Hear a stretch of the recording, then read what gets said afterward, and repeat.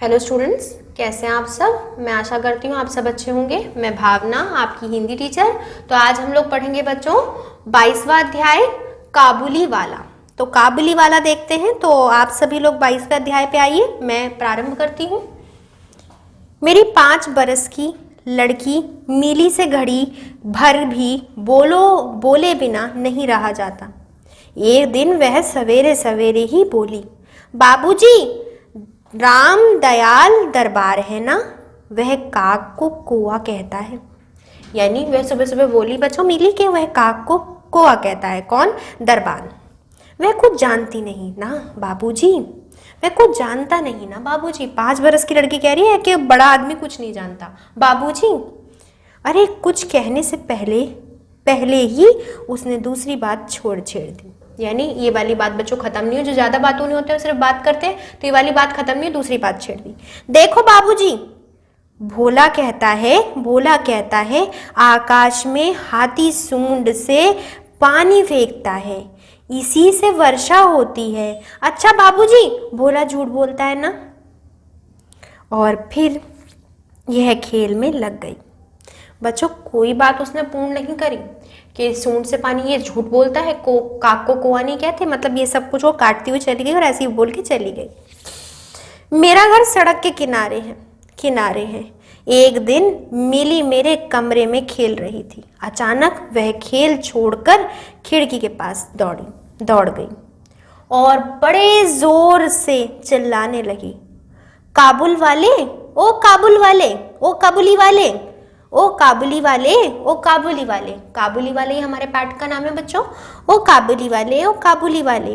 कंधे पर मेवे की झोली लटकाए, हाथों में अंगूर की पिटारी लिए एक लंबा सा काबुली धीमी चाल से सड़क पर जा रहा था। जैसे ही वह मकान की ओर आने लगा, मिनी से बचाकर भीतर भाग गई।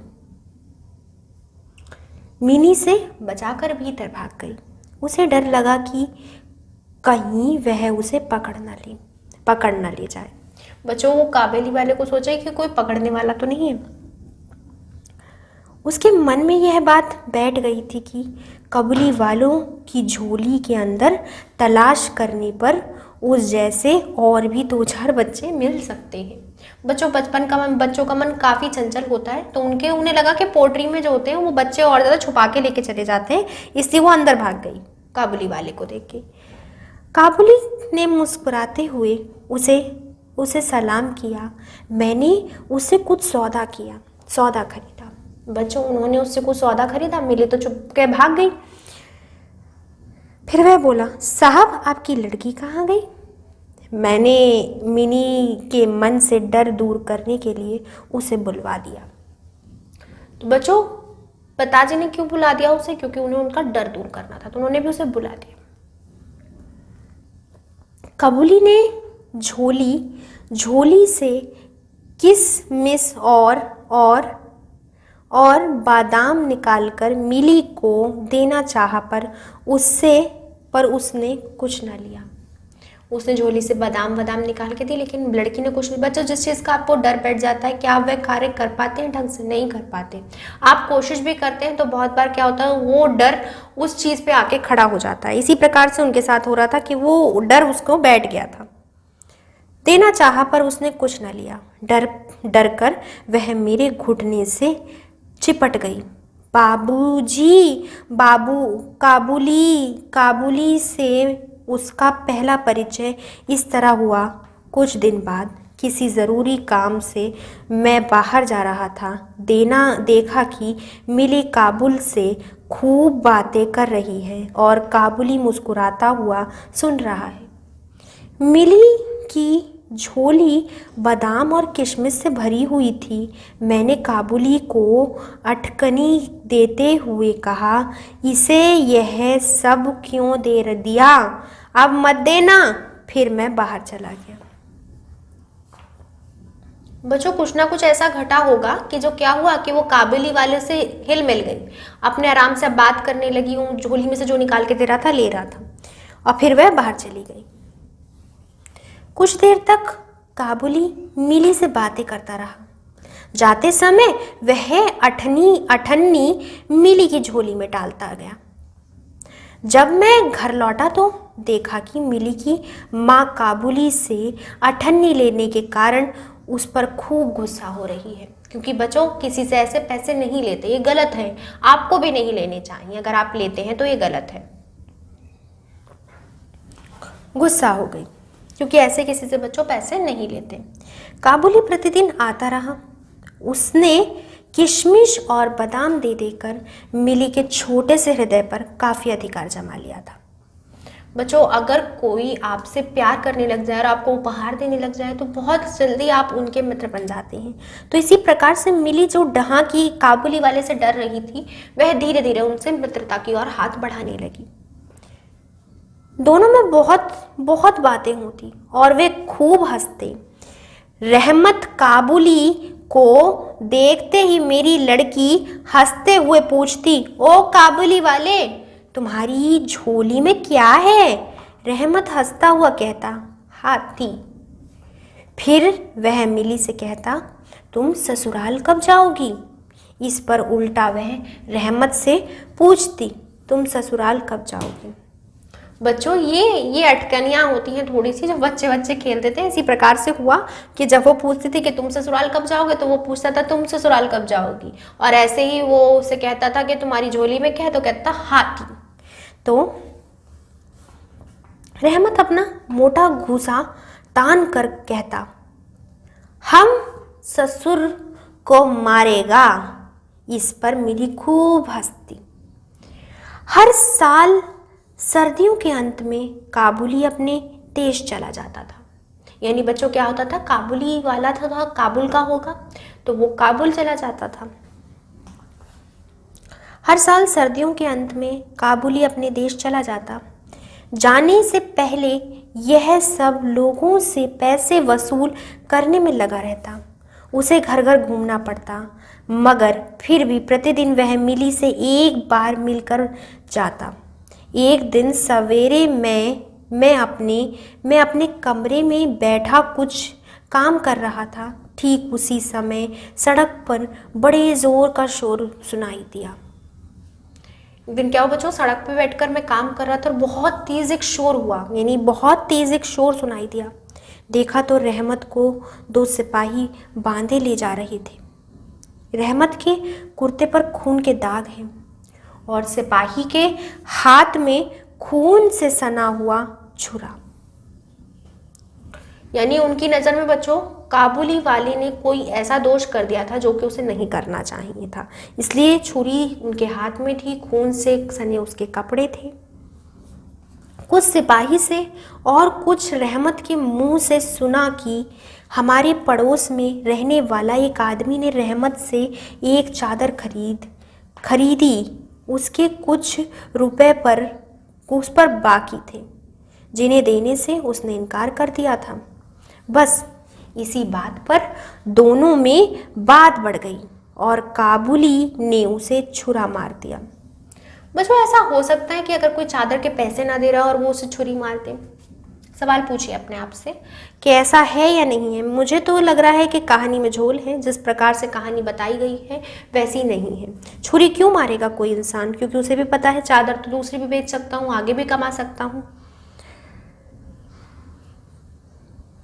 रहमत का चेहरा क्षण भर के लिए खिल उठा। मिली ने अंत में पूछा, तुम ससुराल जाओगे? रहमत ने हंसकर कहा, हाँ वहीं तो जा रहा हूं। रहमत को लगा कि मिली उसके उत्तर से प्रसन्न नहीं हुई। अब उसने गुस्सा दिखाकर कहा, ससुर को मारकर पर क्या करूं, हाथ बंधे हुए हैं। छुरा चलाने के अपराध में रहमत को कई साल की सजा हो गई। काबुली का ख्याल धीरे धीरे मेरे मन से बिल्कुल उतर गया और मिली भी उसे भूल गई। कई साल बीत गए। आज मेरी मिली का विवाह है, लोग आ जा रहे हैं। मैं अपने कमरे में बैठा हुआ खर्च का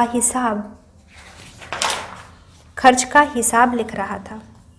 इतने में रहमत सलाम भागते सलाम करके एक और खड़ा हो गया। पहले तो मैं उसे पहचान ही न सका। उसके पास ना तो झोली थी, ना ही चेहरे पर पहले जैसी खुशी। अंत में उसकी ओर ध्यान से देखकर पहचानने की यह तो रहमत है। मैंने पूछा, क्यों रहमत, कब आए? कल ही शाम को जेल से छूटा हूँ, उसने बताया। मैंने उससे कहा, आज हमारे घर में एक ज़रूरी काम है, मैं उसमें लगा हुआ हूँ। आज तुम आओ जाओ फिर आना। बच्चों क्या हुआ, रहमत जो थे वो काबुली वाला, वह जेल में चला गया था छुरी चलाने के जुर्म से। तो अब वह छूट के आया, मिली की शादी हो रही थी। तो बच्चों कितने साल की सज़ा सुना दी जाती है एक जुर्म में। तो ऐसे अपराध बिल्कुल ना करें जिनसे आपका पूरा का पूरा जीवन ही नष्ट हो जाए। अब वो लौटा तो मिली की शादी हो रही थी और उन्होंने भी ये कह दिया कि आज मैं बहुत ज़रूरी काम में व्यस्त हूँ, आप जाओ फिर बाद में आना। मैं भी उदास होकर चला गया। मैंने कहा, आज हमारे घर में एक ज़रूरी काम है, मैं उसमें लगा हुआ हूँ, आज तुम जाओ फिर आना। वह उदास होकर जाने लगा। दरवाजे के पास रुककर बोला, ज़रा बच्ची को नहीं देख सकता? शायद उसे यही विश्वास था कि मिली अब भी वैसी ही बच्ची बनी हुई है। भैया अभी भी उसे क्या लग रहा था, वो छोटी सी बच्ची होगी। तो ये इंसान का भोलापन है। वह अब भी पहले की तरह कबूली वाले ओ कबूली वाले चिल्लाते हुए दौड़ती चली आएगी। उन दिनों की उस पुरानी हंसी और बातचीत में किसी तरह की रुकावट नहीं होगी। मैंने कहा, आज घर में बहुत काम है, आज उससे मिलना ना हो सकेगा। आज भी बच्चों उसने रुक के पूछा कि बच्ची को नहीं देख सकता? बस बच्ची को देख के चला जाऊंगा। उसने कहा, आज थोड़ा काम है, बाद में आना। वह कुछ उदास हो गया और सलाम करके दरवाजे से बाहर निकल गया। मैं सोच ही रहा था कि उसे वापस बुलाऊं। इतने में वह स्वयं ही लौट आया और बोला, यह थोड़ा सा मेवा बच्ची के लिए लाया था, उसको दे दीजिएगा। मैंने उसे पैसे देकर चाहे पर उसने कहा, आपकी बहुत मेहरबानी है बाबू साहब। पैसे रहने दीजिए। फिर ज़रा ठहरकर बोला, आपकी जैसी मर्जी, मेरी भी एक बेटी है, मैं उसको याद कर अपनी बच्ची के लिए थोड़ा सा मेवा ले आया करता हूँ। मैं यहाँ सौदा बेचने नहीं आता। बच्चों उसने बोला, मैं यहाँ सौदा बेचने नहीं आया, मेरी भी एक छोटी सी बच्ची थी, उसे याद करके यहाँ पर आ गया। और वो बच्ची बड़ी हो गई, ये बात उन्हें पता लग गई क्योंकि उन्होंने उसे पैसा देना चाहा। उसने कहा, बाबू साहब मैं नहीं लूँगी, क्योंकि वो भी कबली वाले को भूल चुकी थी।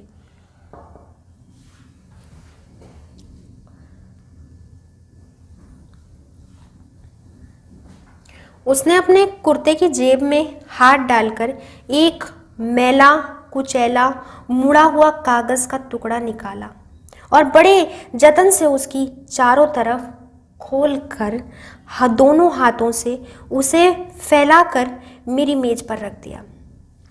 एक मैला कुचैला सा बच्चों उन्होंने वो निकाला, उसे खोले उसके किनारे और उसकी मेज पर रख दिया। देखा कि कागज के उस टुकड़े पर एक नन्हे से हाथ चारों तह खोलकर दोनों हाथों से उसे फैलाकर मेरी मेज पर रख दिए। दो छोटे छोटे हाथ बच्चों जो उसकी किनारियों पर लगे हुए थे। देखा कि कागज के उस टुकड़े पर एक नन्हे से हाथों के छोटे से पंजों की छाप है। छोटे से पंजों की बच्चों नन्हे से हाथों की छाप है। हाथ में थोड़ी सी कालीख लगाकर कागज पर उसी की छाप ले ली गई है थी। अपनी बेटी की इस याद को छाती से लगाकर रहमत हर साल कलकत्ता के गली कुचों में सौदा बेचने के लिए जाता था। यानी बच्चों उसकी बेटी मर चुकी थी, वह उसकी बेटी की बस एक याद थी कि वो हाथ की छाप थी, वह उन्हें लेकर अपने घर को जाता था। देखकर मेरी आंखें भर आईं। सब कुछ भूलकर मैंने उसी समय मिली को बाहर बुलाया। विवाह की पूरी पोशाक और गहने पहने मिली शर्म से सुकुड़ती मेरे पास आकर खड़ी हो गई। उसने बोला अब सारे काम छोड़ने को और सीधे फिर मिली को बुलाया। उसे देखकर रहमत काबुली पहले तो शक पका गया। उससे पहले जैसी बातचीत ना करते सब बना। बाद में वह हंसते हुए बोला, लल्ली सास के घर को जा रही हो क्या? लल्ली सास के घर जा रही है क्या? मिली अब सास का अर्थ समझने लगी थी। मारे शर्म के उसका मुंह लाल हो उठा। मिली ने चले जाने का एक गहरी सांस भरकर रहमत जमीन पर बैठ गया। बच्चों वो रहमत मिला उससे और एक लंबी सी सांस ली और फिर वहीं पे जमीन पे बैठ गया। उसकी समझ में यह बात एकाएक स्पष्ट हो उठी थी कि उसकी बेटी भी इतने दिनों में बड़ी हो गई होगी। इन 8 वर्ष में उसका क्या हुआ होगा कौन जाने। यह उसकी याद में खो गया। मैं कुछ रुपए निकालकर उसके हाथ में रख दिए और कहा, रहमत तुम अपनी बेटी के पास अपने देश चले जाओ। बच्चों हमने काबुली वाली कहानी सुनी। इसमें जाना कि पहले तो मिली डरती थी काबुले वाले से, लेकिन फिर जब उसने बातचीत करनी शुरू करी वो उनके साथ मिलजुल के रहने लगा, सब कुछ होने लगा, वो उसे पैसे देने लगा, सब कुछ ठीक ठाक से वो उसका दोस्त बन गया।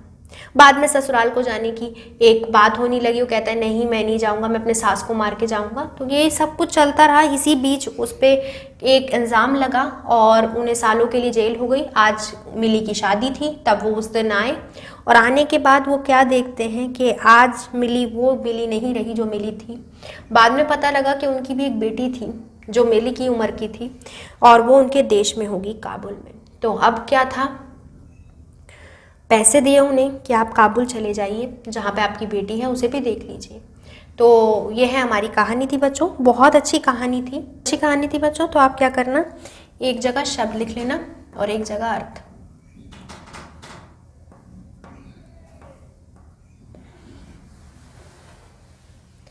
पहला दिया हुआ है बच्चों क्षण भर। क्षण भर, क्षण भर किसे कहते हैं बच्चों? क्षण भर कहते हैं पल भर यानी मूवमेंट।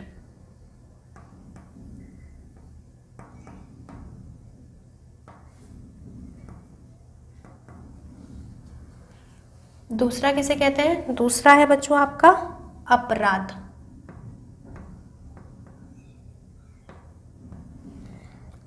अपराध यानी कि दोष। दोष यानी कि सिन। दोष सिन। तीसरा बच्चों, तीसरा क्या है? पोशाक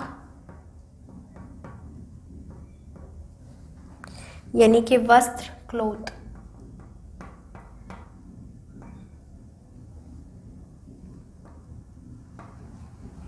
पोशाक, वस्त्र, क्लोथ। चौथा बच्चों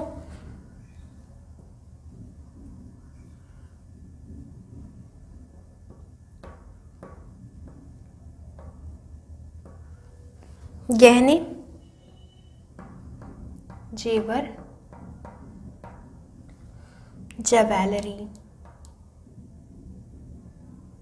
ज्वेलरी।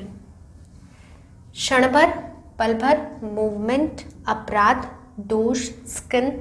थर्ड पोशाक, वस्त्र, क्लोथ्स। और चौथा गहने, जेवर, ज्वेलरी। तो बच्चों आज हम लोगों ने क्या क्या किया? आज हम लोगों ने किया बच्चों पाठ पठन और शब्दार्थ।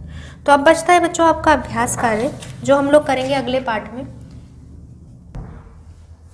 ठीक है, तो बच्चों ये आपका पूर्ण हो गए शब्दार्थ वगैरह। तो अब आपको क्या करना है, अभ्यास कार्य आप देख लेना, इसमें आपको ये दिए हुए सही गलत उत्तर वगैरह। तो अगले में मैं आपकी मिलान करा दूंगी, तो आप इसे अच्छे से पढ़ लेना। ये शब्दार्थ आप लिख लेना और पाठ बहुत अच्छा था। तो मिलते हैं बच्चों अगले पाठ में, तब तक के लिए आप ख्याल रखिए अपना। Bye bye, take care.